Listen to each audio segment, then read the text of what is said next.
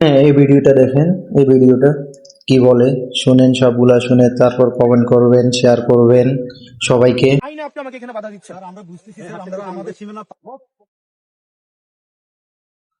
দল করতে হলে ইউনিফর্ম খুলে এসে করেন। রাজপথের মাঝখানে দাঁড়িয়ে থমথমে মুখে চোখে আগুন ঝরিয়ে থানার ওসিকে এভাবেই সরাসরি সাচ্ছছিলেন জাতীয় নাগরিক পার্টি এনসিপির অন্যতম প্রভাবশালী নেতা এবং সংসদ সদস্য হাসনাত আব্দুল্লাহ। কিন্তু ততক্ষণে চাকার শব্দ থমকে গেছে এনসিপির হাই প্রোফাইল বহর।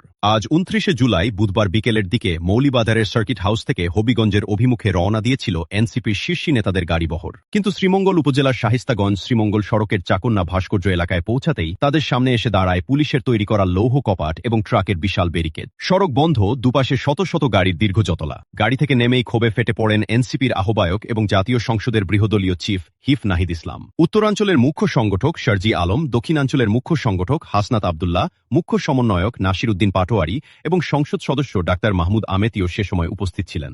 পুলিশের সাথে শুরু হয় তীব্র বাগবিতণ্ডা এবং চরম উত্তপ্ত বাক্য বিনিময়। এক পর্যায়ে পুলিশের পাতা বেরিকে ভেঙে জোরপূর্বক সামনে এগোনোর চেষ্টা করতেই বাধল আসল বিপত্তি। পুলিশের ধাওয়া ও ধাক্কাধাক্কিতে আচমকা মাটিতে আশ্রয় পড়েন নাসির উদ্দিন পাটোয়ারি। পড়ে যান এমপি ডাক্তার মাহমুদা আমিও। নিমিষের মধ্যেই পুরো এলাকা রূপ নেয় রণক্ষেত্রে। পুলিশের সাথে হাতাহাতি এবং মারমুখী ধাক্কাধাক্কিতে জড়িয়ে পড়েন হাসনাত আব্দুল্লাহ এবং নাসির উদ্দিন পাটোয়ারি। ঘটনার নেপথ্য গল্পটা আরও নাটকীয়। হবিগঞ্জে এনসিপির ঘোষিত বিক্ষোভ কর্মসূচি বানচাল করতে পুরো এলাকায় 144 ধারা জারি করে রেখেছে বর্তমান ক্ষমতাসীন দল বিএনপি। হবিগঞ্জের মূল সড়কে পদে পদে বসানো হয়েছে পুলিশ ও ডিবির ট্রিপল ব্যারিকেড। আর সব বাধা অতিক্রম করার পর শেষ অস্ত্র হিসেবে সড়কের মাঝখানে আড়াড়ি করে দাঁড় করিয়ে রাখা হয়েছে সেই ঐতিহাসিক বালু ট্রাক, যে ট্রাকের চাকা নাকি রহস্যজনকভাবে নষ্ট। রাজনৈতিক বিশ্লেষকরা বলছেন, বাংলাদেশের রাজনীতিতে বালু ট্রাক কেবল কোনো যানবাহন নয়, এটি হল রাজনৈতিক নিপীড়ন ও অবরুদ্ধ করার এক কালজয়ী প্রতীক। এই প্রতীকের জনক শেখ হাসিনা, কিন্তু সময়ের কি অদ্ভুত এবং নিষ্ঠুর পরিণতি। আজ থেকে এক যুগ আগে 2013 সালের 29 ডিসেম্বর তৎকালীন আওয়ামী লীগ সরকারের আমলে যখন বিএনপির মার্চ ফর ডেমোক্রেসি কর্মসূচি ছিল, ঠিক একইভাবে তৎকালীন বিরোধী দলীয় নেত্রী বেগম খালেদা জিয়ার গুলশানের বাসভবন ফিরোজার সামনে সারিবদ্ধভাবে বালু ট্রাক রেখে তাকে অবরুদ্ধ করে রেখেছিল আওয়ামী লীগ। আজ 2026 সালে এসে এই একই দৃশ্যপটের পুনরাবৃত্তি। কেবল রাজনৈতিক চরিত্রগুলো অদলবদল হয়ে গেছে। সেদিন যে পদ্ধতির ভিকটিম ছিল বিএনপি, আজ ক্ষমতায় বসে এনসিপিকে আটকানোর জন্য সেই একই ঐতিহাসিক টেকনিক ব্যবহার করছে তারা। সেদিনের শাসক আওয়ামী লীগের জায়গায় আজ বসেছে বিএনপি, আর সেদিনের ভিকটিম বিএনপির জায়গায় আজকের নতুন ভিকটিম এনসিপি।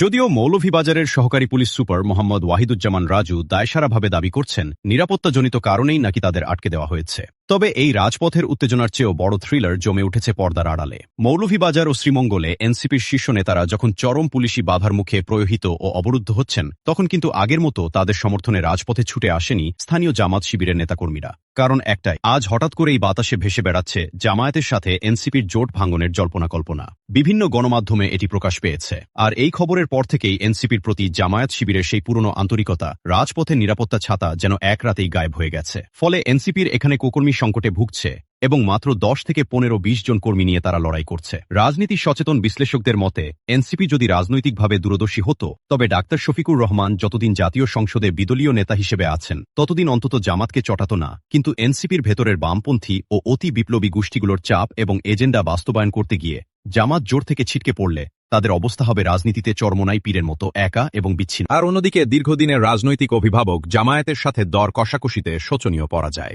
রাজনীতির এই নির্মম দাবার খেলায় এনসিপি কি পারবে নিজেদের অস্তিত্ব রক্ষা করে রাজপথে টিকে থাকতে, নাকি অহংকার আর রাজনৈতিক অপরিপক্কতার মাসুল গুণে ক্ষমতার খেলার প্রথম পর্বেই রাজনৈতিকভাবে একা হয়ে পড়বে, তা দেখতে এখন পুরো দেশ প্রহর করছে।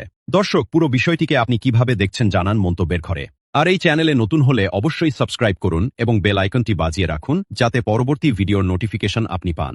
এরকম নতুন ভিডিও পেতে পেজটি ফলো করে রাখুন। আর অন্যদিকে দীর্ঘদিনের রাজনৈতিক অভিভাবক জামায়াতের সাথে দর কষাকষিতে শোচনীয় পরাজয়। রাজনীতির এই নির্মম দাবার খেলায় এনসিপি কি পারবে নিজেদের অস্তিত্ব রক্ষা করে রাজপথে টিকে থাকতে, নাকি অহংকার আর রাজনৈতিক অপরিপক্কতার মাসুল গুণে ক্ষমতার খেলার প্রথম পর্বেই রাজনৈতিকভাবে একা হয়ে পড়বে, তা দেখতে এখন পুরো দেশ প্রহর করছে। দর্শক, পুরো বিষয়টিকে আপনি কিভাবে দেখছেন জানান মন্তব্যের ঘরে। আর এই চ্যানেলে নতুন হলে অবশ্যই সাবস্ক্রাইব করুন এবং বেল আইকনটি বাজিয়ে রাখুন, যাতে পরবর্তী ভিডিওর নোটিফিকেশন আপনি পান। এরকম নতুন ভিডিও পেতে পেজটি ফলো করে রাখুন।